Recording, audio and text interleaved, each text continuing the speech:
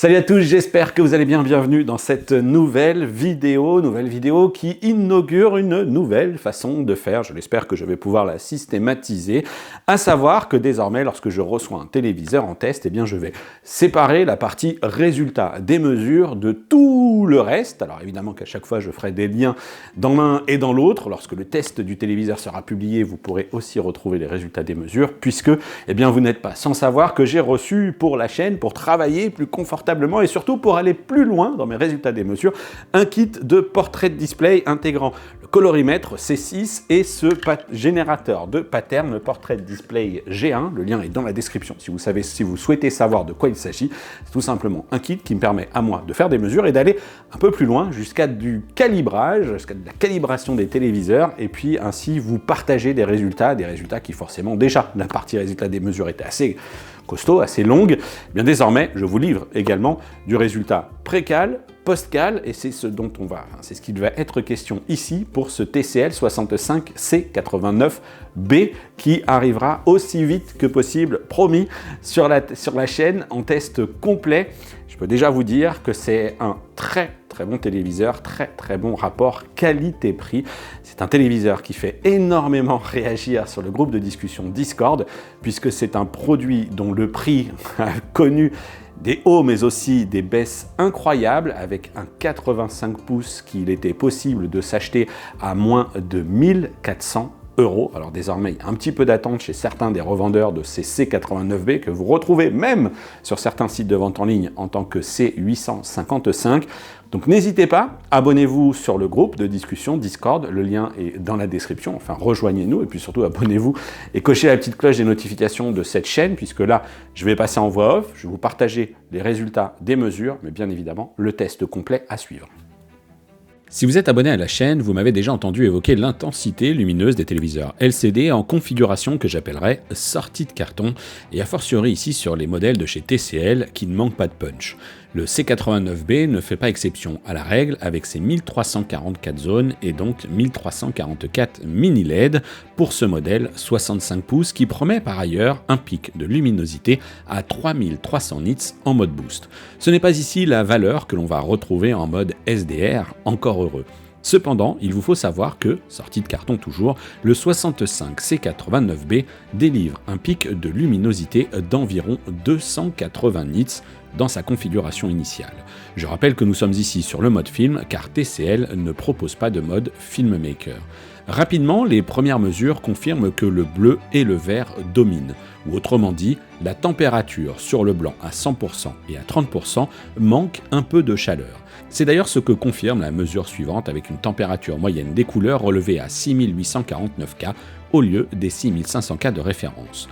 Le gamma, bien qu'assez irrégulier dans sa courbe, offre une valeur moyenne satisfaisante, mais mes tests à l'usage montrent qu'il est peut-être pertinent d'intervenir sur ce réglage pour accentuer parfois un peu la profondeur du noir. La ressource lumineuse est telle que les contenus un peu sombres peuvent parfois sembler un peu délavés, augmenter légèrement le gamma peut aider à corriger cela.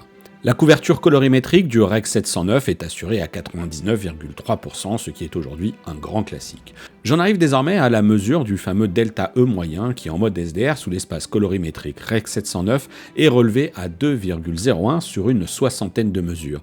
Sur le papier, c'est excellent. TCL a vraiment travaillé sa copie puisqu'on est là en dessous d'un delta E de 3 qui, je le rappelle, est le seuil à partir duquel l'œil humain ne fait plus la différence entre l'original et ce qui est diffusé sur le téléviseur. Mais vous l'aurez sans doute remarqué, les valeurs de l'échelle de gris talonnent, voire même dépassent cette dérive, en raison notamment de cette tendance à tirer vers le bleu et le vert. Toujours en mode HDR, non calibré, les dérives sont sensiblement les mêmes, avec une courbe RVB qui tire légèrement cette fois-ci vers le vert. Sans surprise, en HDR, la luminosité avec une mire à 100% sur la dalle de ce C89B mini LED éclate n'importe quelle dalle OLED avec une mesure relevée à 874 nits. À titre de comparaison, le 65 OLED G4 de LG que je suis également en train de tester affiche moins de 270 nits dans cette même configuration. Vous aurez aussi peut-être remarqué que le pic de luminosité est atteint sur une mire occupant 25% de la dalle. Là, j'ai mesuré environ 2280 nits. Alors certes, on n'est pas aux 3000 nits annoncés en mode boost par le constructeur, mais c'est considérable. Concernant la mire, à 10%, j'ai relevé un pic de 2223 nits. C'est presque le double, là encore, du G4, sans oublier que les téléviseurs OLED, cette fois-ci dans la généralité, ne sont pas capables de tenir ne serait-ce que 1500 nits sur la durée, puisque l'électronique abaisse plus ou moins brutalement la luminosité du TV pour éviter notamment le marquage. Concernant la fidélité des couleurs, les mesures en DCI-P3 confirment le bon travail de TCL avec un C89B qui gère le HDR et obtient un delta E moyen remarquable de 1,38. Rien de bien méchant, mais on peut remarquer que la dérive sur le blanc à 100% s'intensifie avec le boost de luminosité apporté ici par le HDR. La couverture colorimétrique est d'environ 97% en DCI-P3, là encore c'est une bonne moyenne, tout comme le résultat de la couverture BT2020 qui n'atteint pas les 80%. Passons désormais ici au résultat post-cal, rendu possible grâce à l'intégration d'un accès direct aux paramètres colorimétriques du téléviseur équipé d'une puce Mediatek. La phase de précalibrage en SDR illustre à nouveau les dérives, même très contenues. Encore une fois, TCL a fait du bon travail et nous propose ici un modèle qui n'a pas à rougir face à la concurrence en sortie de carton. Une fois réglé la luminosité à 120 nits, le travail démarre pour atteindre un équilibre des couleurs assez dingue avec une dérive insignifiante de 0,5 en moyenne et 0,6 au max. Les courbes EOTF et luminance sont parfaites, comme l'équilibre des couleurs RVB de 0 à 100% de blanc. Après calibrage, le pic de luminosité est désormais à 112 nits avec le curseur poussé à 8. Enfin, le delta E moyen est relevé à 0,7 et le problème d'échelle de gris constaté en sortie de carton est totalement réglé. La bonne nouvelle, c'est qu'après toutes ces étapes pour calibrer le TV, j'ai augmenté la luminosité pour la porter à 150 et 200 nits et que les dérives colorimétriques restent infimes. En d'autres termes, on peut augmenter la puissance dans une pièce lumineuse sans être déçu. En HDR, les mesures précales traduisent les difficultés que notre valeureux C89B éprouve à rester dans les clous. La ressource ne manque pas et il faut la maîtriser. La dérive manifeste du blanc à 80 et 30% et là encore corrigée et ramenée à peau de chagrin, même s'il est vrai que ce n'est pas aussi impressionnant qu'en SDR. Mais ce téléviseur n'a pas dit son dernier mot et l'étape suivante, qui consiste à équilibrer les couleurs, offre un résultat épatant. Le delta E moyen sur l'échelle de gris est désormais relevé à 0,3 avec un max à 0,8. Wow. Les courbes EOTF et luminance sont ramenées dans le rang avec une cassure douce dans les hautes lumières pour éviter le phénomène de clipping. Enfin, le delta E moyen en DCI-P3 est à 0,6 et seules quelques couleurs osent flirter avec plus de 1,5 de dérive. A noter qu'une fois calibré en mode HDR, le pic de luminosité à 10% est relevé à 1910 nits. Enfin, il semble qu'il y ait malheureusement pour l'heure un problème de compatibilité entre ce téléviseur de 2024 et le générateur Portrait Display G1 pour réaliser les mesures en Dolby Vision. Sitôt ce mode sélectionné dans le logiciel Calman Business, le C89B perd ses moyens, passant d'un mode à un autre sans autre solution possible. J'ai alerté les équipes de Portrait Display et j'attends toujours une réponse de leur part. C'est dommage car si j'en crois les mesures réalisées par Cédric Louis, il semble que le mode Dolby Vision mérite d'être calibré car imparfait en sortie de carton.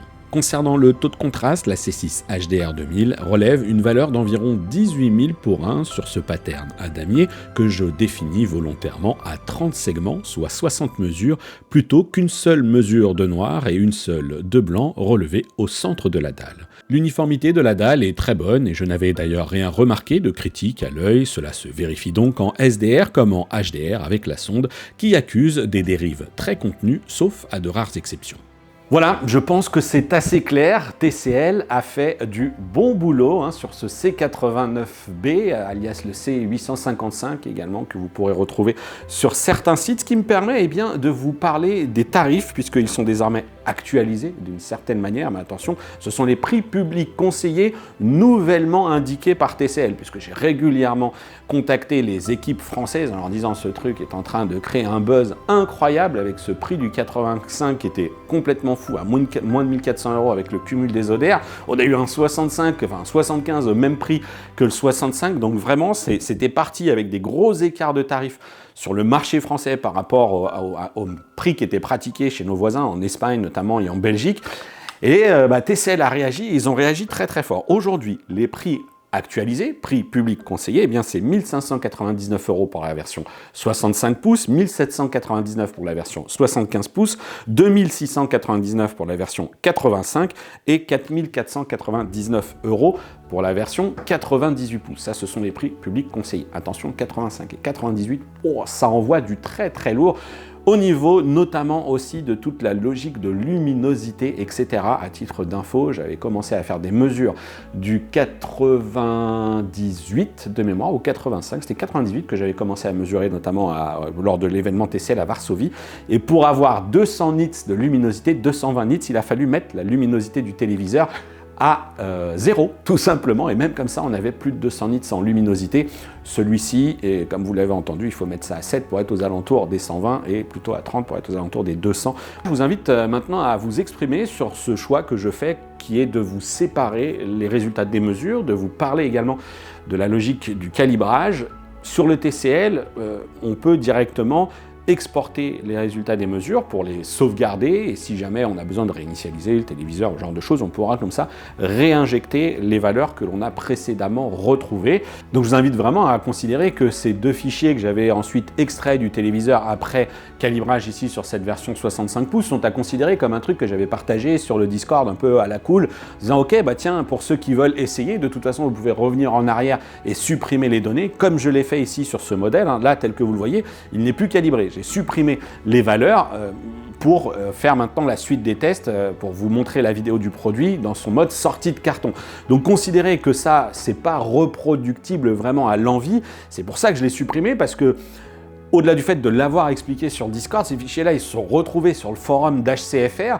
J'ai bien vu que ça allait être ventilé, peut-être même sur d'autres chaînes YouTube, et j'ai pas spécialement envie de partager cette donnée comme si c'était la valeur absolue de calibrage du téléviseur. C'est beaucoup plus complexe que cela. C'est pas un truc qu'on peut se partager de manière un peu universelle. Il y a la taille qui entre en compte, et il y a également les typologies de dalles bien spécifiques. Comme je l'ai dit, et vous irez voir la vidéo de ce kit Portrait Display G1 et C6, il y a des valeurs à prendre en considération, parce que moi je travaille à partir de valeurs entre guillemets référencées par Portrait Display, mesuré sur un produit, etc., qui est ensuite injecté dans le logiciel Calman Business.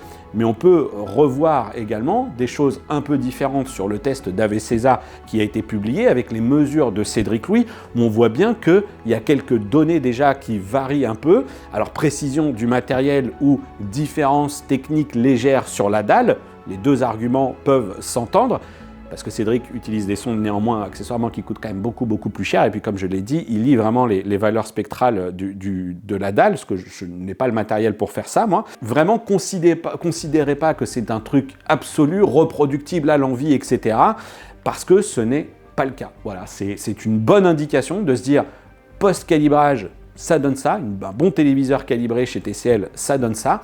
Et c'est une indication. Et si vous en voulez d'autres, des indications, eh bien, je vous invite désormais à nous rejoindre sur le groupe de discussion Discord, où là, par contre, eh bien, on est vraiment dans l'appréciation de chacun. C'est surtout l'occasion d'échanger et l'occasion pour vous eh bien, de vous adonner à des réglages manuels, parce qu'on peut bien calibrer de télé, puis ensuite, ça va donner lieu à des choses qui ne sont pour autant pas parfaites sur l'approche traitement, processeur, etc. Ça ne va pas tout résoudre, hein, compensation de mouvement. Et puis ensuite, on va avoir aussi envie eh bien, peut-être d'intervenir un peu sur boucher, déboucher les noirs, voilà, intervenir là-dessus. Et donc, il y a sur le groupe de discussion Discord une communauté qui est active, notamment autour de TCL. J'ai dû créer, pour tout vous dire, une catégorie tips et calibrations, et puis ensuite tout plein de sous-rubriques avec les différentes marques, et c'est vrai que c'est en pleine effervescence autour des modèles de TCL. En tout cas, je trouve que c'est plutôt sympa de se lancer dans ce partage de configuration et de réglage.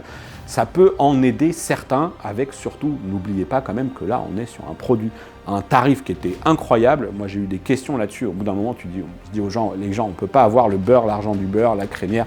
C'est pas possible. Donc, soit, ok, vous craquez, soit vous passez à autre chose, mais à un moment donné, il faut repositionner, j'ai envie de dire, ces exigences en fonction du tarif. Voilà, n'hésitez pas en tout cas, dites-moi ce que vous avez pensé de cette vidéo, dites-moi si vous avez trouvé ça intéressant. Moi, clairement, je pense que je découperai systématiquement cette partie résultat des mesures. Ce sera plus confortable, donc voilà. Allez, je vous dis à bientôt pour une prochaine vidéo sur la chaîne, et d'ici là, portez-vous bien. Ciao!